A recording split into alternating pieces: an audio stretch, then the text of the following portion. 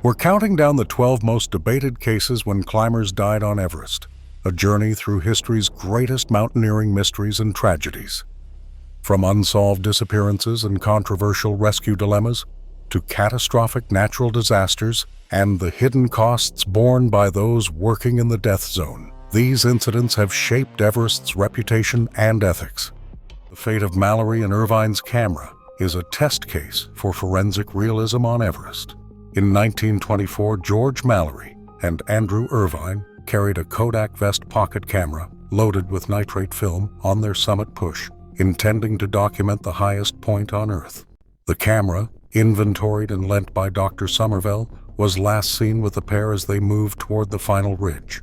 Nearly a century later, the camera has never been recovered, and its absence is the linchpin in the debate over whether they reached the summit before falling to their deaths.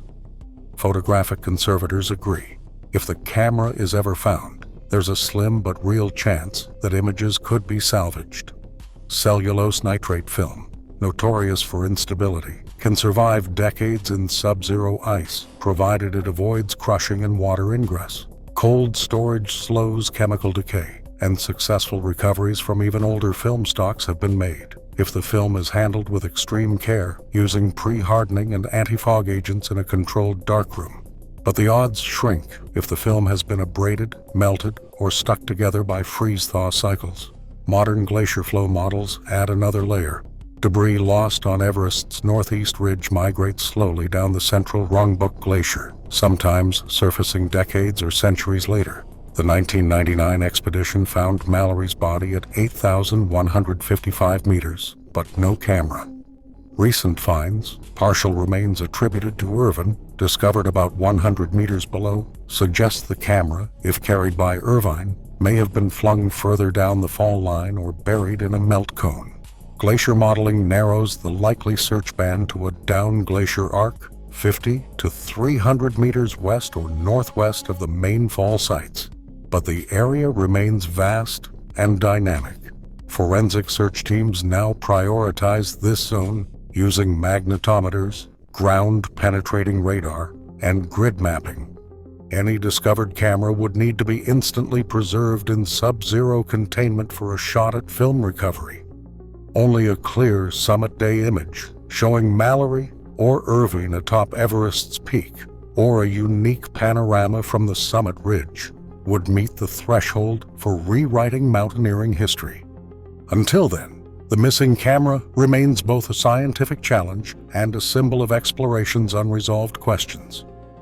In second place, Marco Siffredi's final descent on the Hornbeam Couloir exposes just how narrow the survival margins are for solo climbers on Everest's north face.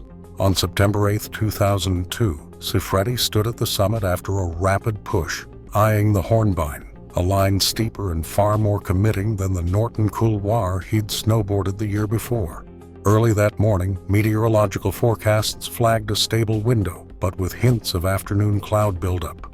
Siffredi's summit call to base confirmed clear skies at launch, yet the risk calculation was already razor thin. Solo, no backup, and a descent route that funneled directly into avalanche terrain and a massive bergschrund. The Hornbein's upper slopes tilt past 50 degrees, with hard snow and pockets of wind slab. Siffredi dropped in alone. Eyewitnesses at the summit last saw him carving turns into the couloir, moving with confidence but no margin for error. By mid-afternoon, clouds closed in, visibility dropped, and no radio check-ins were received. No distress calls, no signals. Searchers scanned the face for days, no trace. The most probable scenario is a fall or a triggered avalanche in one of the couloir's terrain traps, where recovery is nearly impossible. Siffredi's disappearance is not just a story of personal risk, but a case study in how weather windows and solo decisions compress the odds of survival to a coin flip. On Everest's north face, even perfect conditions can turn marginal in minutes, and a single missed variable, wind, visibility, snow stability, can erase any chance of rescue. His case remains the textbook example of how the calculus of risk on extreme lines is dominated by factors climbers can't always control, no matter how skilled or prepared. Third on our list, the case of green boots is a study in forensic inference at 8,500 meters. The body, lying in a limestone alcove on the northeast ridge, became a landmark for climbers after 1996. Most researchers point to Tsawang Palger, a member of the Indo-Tibetan Border Police team, as the likely identity. Palger wore Koflach green plastic boots, distinctive but not unique, on the day his team vanished in a summit storm. Photographic comparisons match the boots, suit, and oxygen mask to Palger's known gear, but there's no direct artifact, like a labeled ID or personal item, on the body itself. The last seen coordinates for Palger place him above the second step, close to the alcove, but not precisely at its location. Some researchers raise doubts, noting that at least one other climber on the mountain wore similar boots, and the body's position doesn't perfectly fit survivor accounts. Unlike other Everest fatalities, no DNA testing or confirmed personal effects have closed the case. The debate hinges on circumstantial evidence, summit day radio logs, gear lists, and the sequence of last known movements. In the absence of definitive proof, the green boot's identity remains probable but not confirmed, an example of how, in the death zone, certainty is often out of reach, and identification relies on a patchwork of clues rather than a single decisive find. Number 4. The story of Hannelore Schmatz is a textbook example of how Everest tragedies become distorted in retelling. Schmatz, a German climber, died in 1979 after summiting without supplemental oxygen and collapsing from exhaustion near the South Corn expedition logs from her team and eyewitness notes by American climber Ray Jennett, who died alongside her, place her final camp off the main route, well away from the standard descent path. Yet later accounts shifted her body's location, describing her as sitting upright directly beside the trail, eyes open and hair blowing in the wind, becoming a chilling warning for passing climbers. These details, repeated in books and documentaries, don't match the original reports. Primary sources confirm her remains were visible for years, but not on the main thoroughfare, and later were moved by the wind, and eventually by Sherpas for burial. This case demonstrates why source verification matters. Vivid stories stick, but only expedition records and direct witness statements separate fact from myth. By tracing the evolution of Schmatz's story through logs, interviews, and photographs, it's possible to see exactly how Everest legends are born and how they can be corrected with careful attention to the record. Number 5. The 1996 Everest disaster is best understood not through survivor drama, but by tracing the minute-by-minute chain of delays that stacked into catastrophe. At 11:30 p.m. on May 9th, teams led by Rob Hall and Scott Fisher set out from the South Col, moving into the death zone with over 30 climbers and Sherpas. Already the pace is slow. Oxygen masks freeze, headlamps flicker, and the first bottleneck forms by 3:30 a.m. at the balcony, where climbers wait up to 45 minutes for fixed ropes to be installed. Each pause in the darkness is a debit against the narrow margin for safe return. By 7:30 a.m., the crowd reaches the south summit. Another delay. Ropes need to be fixed again before anyone can traverse to the Hillary step. Sherpas and guides work ahead, but the queue only grows. Accepted turnaround time is 2 p.m., but by 11:30 a.m., the last clients are still approaching the Hillary step. Rob Hall radios that Doug Hansen is struggling but still ascending. The summit window opens late. Many climbers top out between noon and 2:30 p.m., already pushing the clock. At 1:07 p.m., Hall calls in from the summit, still with Hansen, noting fatigue. By the time most begin their descent, the weather is shifting. Around 3 p.m., clouds sweep in, and by 4 p.m., a full storm locks the upper mountain in whiteout and 70-kilometer winds. Descending climbers lose the route, scattered across the ridge and south summit. Oxygen runs low. Radios misfire. At least 2 groups, including Beck Weathers and Yasuko Namba, are stranded above Camp 4, immobilized by exposure and exhaustion. Anatoly Bukrev, descending ahead, prepares for rescue attempts from Camp 4. Between 9 and 11:30 p.m., he locates and leads survivors to safety, making multiple forays into the storm. Through the night, others remain lost. Rob Hall is trapped above the south summit, in radio contact but unable to descend. Doug Hansen is presumed dead. By dawn, the storm has claimed 8 lives, including Hall, Fisher, Namba, and Hansen. Beck Weathers, left for dead, revives and staggers into camp. The disaster's anatomy is visible in the timeline. Rope fixing delays, summit fever, overriding turnaround times, weather arriving just as climbers are most vulnerable, and rescue capacity stretched to the limit. No single error explains the outcome. It is the sum of small compounding delays, each minute in the death zone tipping the balance from survival to tragedy. Number 6. David Sharp's final hours on Everest expose the hard limits of rescue above 8,000 meters. In May 2006, Sharp was found alive, but gravely incapacitated near the limestone alcove known as Green Boots, just below the summit on the northeast ridge. Dozens of climbers passed his location that day. Many were themselves depleted, their supplemental oxygen nearly gone, and every step a fight against altitude-induced confusion and muscle failure.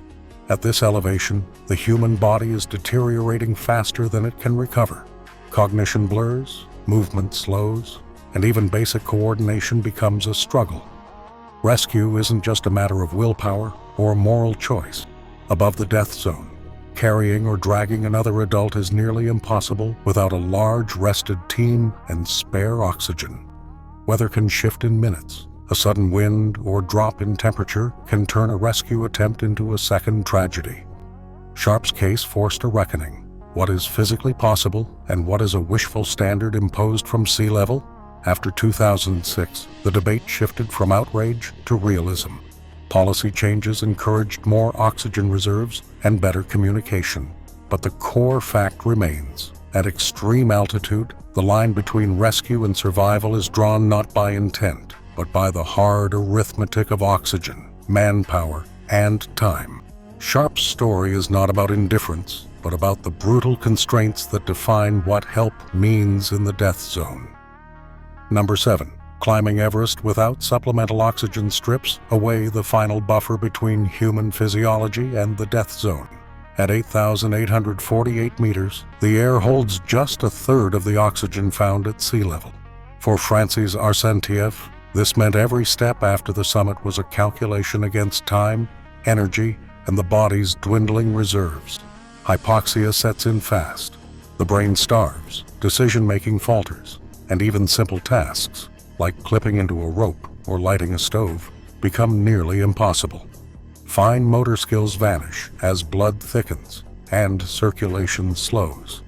Core temperature drops, shivering stops, and judgment blurs into confusion.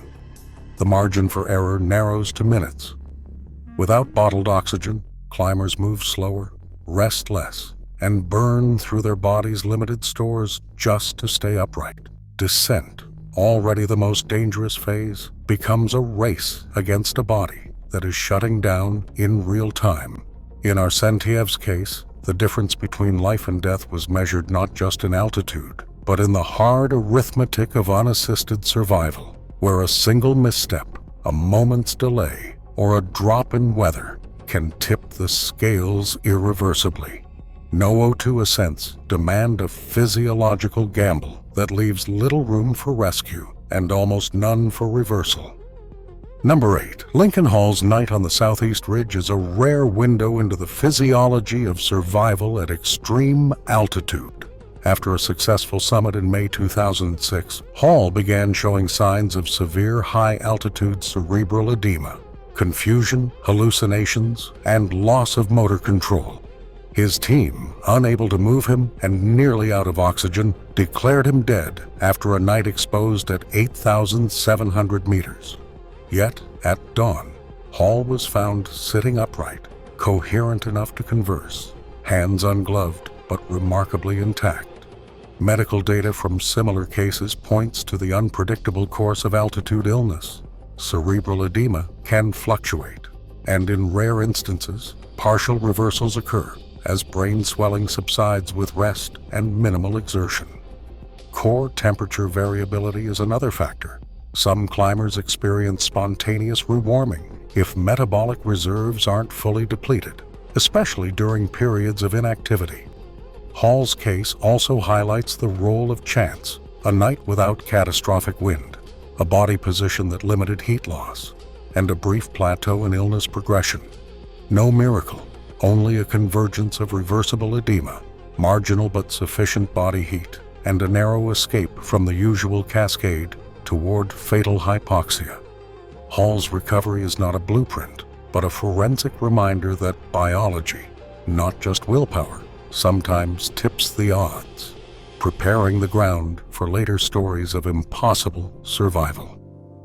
Number 9, the 2019 Everest Summit Q transforms risk into an equation anyone can follow. On May 22nd, more than 200 climbers funnel onto the southeast ridge, forming a stationary line above the Hillary Step. Each person in that queue faces an extra 2 to 4 hours in the death zone, time not budgeted in their oxygen plans. Most commercial expeditions issue 3 or 4 oxygen bottles per climber, calculated for a 12-hour round trip at a flow rate of 2.5 liters per minute. But with the queue, summit pushes stretch to 14 or even 16 hours. That's a shortfall of 600 liters or more, enough for 2 to 4 hours of breathing at altitude. The arithmetic is simple. Extra hours multiplied by flow rate equals a deficit no backup can cover. In 2019, at least 6 deaths are directly linked to oxygen exhaustion from these delays. Guides report climbers going unconscious, unable to descend, as their final bottle runs dry. The queue isn't just a traffic jam, it's a force multiplier for every risk in the death zone. The lesson is stark. On Everest, time spent waiting can be as deadly as any storm. Number 10. The aftermath of the 2014 Khumbu icefall serac collapse marks a turning point in how Everest's labor risks are recognized and compensated. Before the disaster, Sherpas, who fixed ropes, ferried loads, and spent up to 10 times longer in the danger zones than clients, faced government-mandated insurance payouts as low as $4,000 in the event of death, with many families relying on ad hoc donations to bridge the gap. The collapse, which claimed 16 Sherpa lives, triggered a collective refusal to climb and a shutdown of the season. Within days, Sherpa leaders demanded a minimum $20,000 compensation per fatality, higher insurance, and education funds for bereaved children. The pressure worked. By 2015, Nepal raised compulsory insurance to $15,000, and major operators began supplementing with private policies, pushing total death benefits above $20,000. Base wages for lead Sherpas increased to $5,000 to $8,000 per season, and summit bonuses doubled. More than just numbers, these changes established a new baseline for risk sharing and gave Sherpas a formal voice in expedition safety decisions. Today, insurance audits and public memorials are standard, and Sherpa advocacy groups continue to push for further reforms. The 2014 tragedy stands as concrete evidence that collective action can reshape the economics and ethics of high-altitude work on Everest. Number 11. The 2015 earthquake and avalanche at Everest Base Camp reframed the meaning of risk on the world's highest mountain. At 11:56 a.m. on April 25th, a magnitude 7.8 earthquake struck Nepal, its epicenter over 250 kilometers away in Gorkha. Within seconds, shockwaves triggered a massive avalanche off Pumori, sending a deadly air blast and wall of snow straight through the center of base camp. The disaster killed at least 18, injured more than 60, and left the camp looking as if it had been bombed. Unlike climbing accidents or storms, this was a force no decision or preparation could have prevented. Rescue efforts unfolded in chaos. Improvised triage, helicopter evacuations, and survivors cut off by destroyed routes above the icefall. For the first time in modern Everest history, the entire season was canceled. The lesson is stark. Not all dangers on Everest are human-made or even predictable. True risk management must include contingency plans for geophysical events that lie far beyond the reach of mountaineering skill or judgment. Number 12. Beck Weathers' survival on Everest is often held up as a triumph of human willpower, but medical evidence urges caution before drawing broad lessons from a single extraordinary case. Weathers, temporarily blinded by high-altitude exposure and left for dead twice during the 1996 disaster, somehow revived after a night in the open and walked back into camp under his own power. His recovery defied the usual progression of hypothermia and frostbite at nearly 8,000 meters, where core temperatures typically plummet beyond the point of spontaneous rewarming and tissue loss is almost certain. Yet, for every Weathers, there are dozens of fatal outcomes under nearly identical conditions. Doctors who reviewed his case point to rare variables, patches of preserved circulation, a brief window of metabolic reserve, and a lull in wind that bought him just enough time. Survival bias is a real danger here. The fact that Weathers lived does not mean that others in the death zone can expect similar odds. Medical literature and expedition records reinforce that rescue above 8,000 meters remains the exception, not the rule. The takeaway is measured. Resilience matters, but it cannot override the physical limits imposed by cold, altitude, and exhaustion. For climbers and those inspired by these stories, the lesson is to respect the boundaries of what the human body can endure, rather than to chase miracles.